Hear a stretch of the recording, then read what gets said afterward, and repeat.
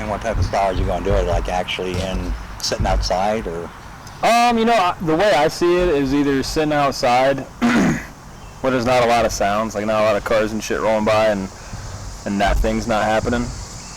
Even though that's not a big deal, but thought about just I'm gonna set up the camera, making sure I maybe flip this around so I can actually see it's in focus, have some sort of cool background, and just talk.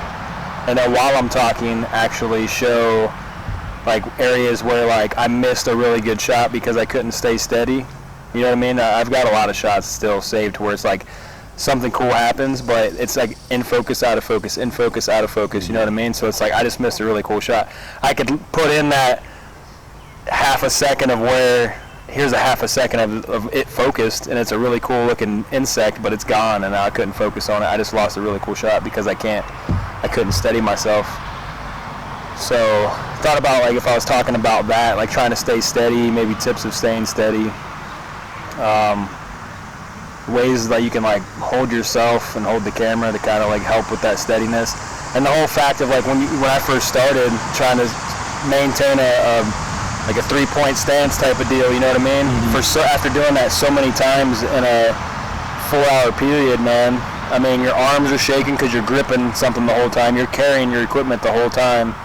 So many times of reaching in like this with weight, and your back's crouched over. I mean, your whole body starts to shake. So trying to get a stable shot is just almost impossible when you first start doing it. That's for sure. I mean, it still happens now to this day, but it's not as bad as what it used to be. Yeah, you're getting your body used to the weight and those muscles that aren't used to doing this right here and holding something, your hands and your arms, and I think it's mostly the legs there for a while, and then it is the arms too, though. Your arms start to shake. Now, why you like the Canon 18-135 better for the image stabilization versus the camera? For sure. Yeah, the image stabilization is amazing. Well, for macro, especially because you're zoomed in super hardcore, but I mean, so like this right here, if I was just trying to get like a shot, and with this, almost I'd have to have a tripod if I was trying to zoom out real far to get a shot of a bird or something flying. If I'm trying to hold it and follow them, you get in the shake. Now, if I had the other lens on there with the image stabilization, I can get pretty far, not as far as that one, but pretty decent where it's still in the shot and it looks nice and steady the whole time I'm moving it. So that's the difference between those two, being capturing something far away. Now zooming in, even with the other lens, man, I mean, you could see the shakiness and you breathing. It's like putting you in focus and out of focus. You know, just breathing in, breathing out. You're going up and down with your body because you're breathing. So a lot of times, if you find like a really cool bug where you're like, man, I rarely see this, like, and I know it's not going to stay there long, you almost have to hold your breath. It's almost like shooting a gun. You know, the better your chances of hitting the target right on the money is to hold your breath for a second so your body's not swaying up and down. So, and that monitor, it does wonders. That's the Ninja V you got, right? Yep, Ninja V, I think I paid like $680, $660, something like that. And then like $100 for the SSD card and almost $100 for a cord, and what was it, like $80, $90 for. Then you went and got a different tripod too. That's $100. More better than the one that came with. It was $120 for the tripod. Paid. Now, what do you like most about that tripod you got there? It's lightweight. I like the fact that, I think this is my favorite part about it, to be honest, is like most tripods, it's either you go up and down, it's either you can do this, and maybe sometimes they let you do this, I'm not sure, only to an extent, but this right here, you can just swivel it any way you want to, any direction. I mean, it's super versatile, so I can run up on something, and if my tripod's this high, but the bug's down here, instead of having to drop shit real fast and that bug's not going to stay long, I could drop this down right here, tighten it up, make sure I'm in focus, and then start manual focusing to make sure it's on the bug and just kind of sit back, let the camera stop shaking to get the best shot. But with this lens right here, you'd almost have to have the tripod always. Now that's your Tamron you're running on. This is a Tamron, yeah.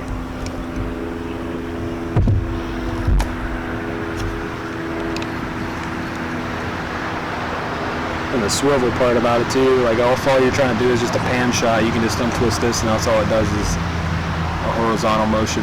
How you adjusting the legs on that? Is that got the quick releases or twist? So the legs of this, it's got the twist. Okay. Yeah, that's something I kind of don't like, but once you've used it for a while, it gets a little easier. So the best way to do is actually unscrew all of them and push them up as one, and then just keep a hold of it and screw it all in like that. Unscrew, unscrew, one push, twist as you go. Unscrew, screw, push up, twist as you go. And this also, the legs are adjustable. You can pop these out if you want it to go all the way up. You can almost go flat to the ground with that if you want to get really low. You can go flat to the ground, yep. But the only way you can do that, because this sticks down here, this is an extension. So if this came down, you're pretty much on the ground here. If you wanted it to be where these legs, it's more stable because right now it's wobbly. So you'd have to unscrew this and pull this up. Okay. But then that'll mess with your center of gravity then, won't it? And make sure these are all the way out. So like that. This will sit perfectly flat on the ground. But that also is very unstable. But it can get low, so if you really need this to get low, I mean, that's how you can do it. And you can just kind of do this number here, kneel down on one of these legs, so that way it's not doing this number. Right. But these also fold straight up too. This is how small this thing pretty much gets in the end if you wanted to make it super compact. Which I never do. I leave it pretty much extended.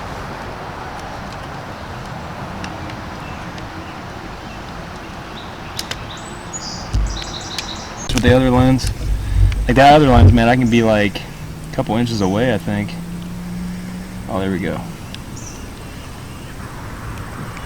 You know, that's another thing too, man, is learning the drop on this. You can have it where it's dead center screen, screw it in, and then the weight of your camera will make it fall more. And right there, boom. That sucked a lot, but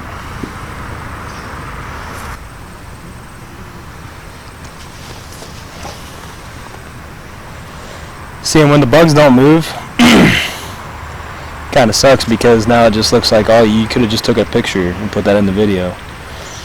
So if nothing's moving, it almost makes it almost pointless. But a little trick, if you want to make it look like motion, is to focus on the background behind it or something in the foreground, and then focus right on the bug. It shows motion. But it's a lot cooler if the bug moves. And you see, like, you're this far away and you see like a bug on that leaf. Okay, so you can actually start recording now and just kind of jump up on them real quick, real fast, and just get in there, and you know you're in focus right there at that point. That right there is your sweet focus point. And you can tell from the monitor, and that's the distance you want to be away, is about right here on that bug. And just the slightest movements in, slightest movements back, you're going in and out of focus. You have to stay right here in the sweet spot and not move as much as you can. Then stop recording, and the next one you see, like, where's they at? There's these little ants down here. See, I can twist this back, lock that in, twist this forward, start recording.